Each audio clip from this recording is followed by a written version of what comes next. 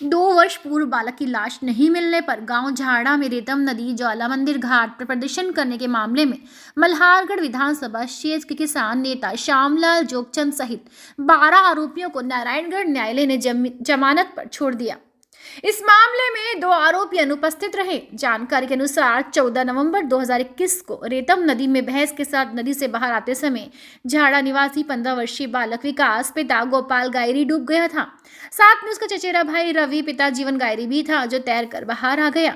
सूचना पर पुलिस व प्रशासन अधिकारी व मंदसौर से गोताखोर की टीम भी पहुंची थी, लेकिन बालक का पता नहीं चला। दूसरे दिन भी बालक का पता नहीं चला तो किसान नेता श्यामलाल जोगचंद सहित ग्रामीण ने विरोध किया व नदी का पानी निकालने की बात को लेकर सड़क पर बैठकर नारेबाजी की थी।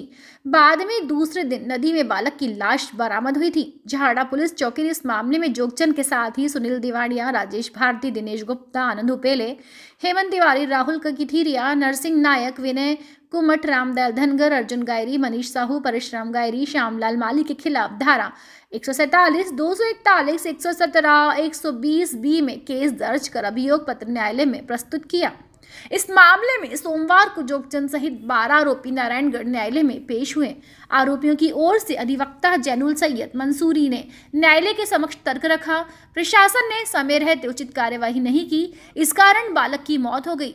सभी ने आपराधिक आशय से कार्य नहीं की। जनभावना व सद्भावना के तहत सभी बालक की लाश को ढूंढने के लिए मांग की थी, लेकिन राजनीतिक दुर्भावनावश पुलिस ने झूठा आपराधिक प्रकरण दर्ज किया है। सभी को जमानत दी जाए। न्यायाधीश स्वरूप कुमार सिंह ने तर्क सुनने के बाद सभी को जमानत पर रिहा करने के आदेश दिए। इस प्रकार का था कि एक बच्चा पानी में डूब गया था, तो यहाँ के जो जनप्रतिनिधि हैं और लोकप्रिय हमारे नेता हैं श्यामलाल जी जोगचंद, वो समय पर पहुंचे और उन्होंने प्रशासन से अपील की कि इसको समय रहते निकाल लिया जाए, लेकिन इन्होंने नहीं सुनी। उस फलस्वरूप उसकी मौत हो गई। उसके बाद प्रशासन ने जो उल्टी कार्रवाई होती है, पानी तो निकालना ही था, जो पहले पानी निकाल लेते तो उसकी जान बच सकती थी, बाद में पानी भी निकाला और बांध भी तोड़ना पड़ा। इस प्रकार से एक मामला बना था। उसमें आज माननीय न्यायालय में सारे नेतागण पेश हुए हैं, तो माननीय न्यायालय ने हमारे तर्क सुने और जमानत का आदेश किया है। जमानत पर छोड़ा है सभी नेताओं। जनहित का मामला है। सैयद मंसूरी एडवोकेट। लेकिन निष्ठुर प्रशासन और इस क्षेत्र का जो मंत्री, जो कि अपने आप को मंत्री बन के घूमता है, उन्होंने कोई मदद नहीं करी और अभी तो उप मुख्यमंत्री बन गए, कोई मदद नहीं करी। और इस वजह से वो जो मासूम बच्चा था उसके प्राण पखेरु उड़ गए। हम लोगों ने मिलकर के आंदोलन किया था, लेकिन ये बात भारतीय जनता पार्टी का जो मंत्री है, उप मुख्यमंत्री, उनको नागवार गुजरी थी। उन्होंने 14 लोगों के खिलाफ मुकदमा दर्ज करवा दिया था। आज हम लोग पेश हुए और माननीय न्यायालय नारायणगढ़ से हम लोगों को जमानत मिली। मैं आपके चैनल के माध्यम से ये कहना चाहता हूँ कि उप मुख्यमंत्री कितना भी लोगों पर अन्याय अत्याचार करे, हम पूरी ताकत के साथ गरीब मजदूर, अन्नदाता, किसान, सारे लोग मिलकर के उस अन्याय का विरोध करेंगे। और कभी भी इस क्षेत्र के इस तरीके का जो मासूम बालक जो धनगर समाज का है, उसकी जो मृत्यु हुई है, ऐसी किसी भी मासूम बच्चे की मृत्यु नहीं हो, इसके लिए हमेशा हम लोग लड़ाई लड़ने के लिए तैयार रहेंगे। चाहे सरकार हम लोगों को जेल में डाल दे, चाहे सरकार हमारे साथ कुछ भी करे, लेकिन हम गरीब मजदूरों की लड़ाई लड़ते रहेंगे। झारड़ा गांव का एक धनगर गायरी समाज का एक मासूम बच्चा, जो कि 14 साल की उम्र थी, और प्रशासन और सरकार की लापरवाही के कारण उस बच्चे की जान चली गई पानी में डूबने से।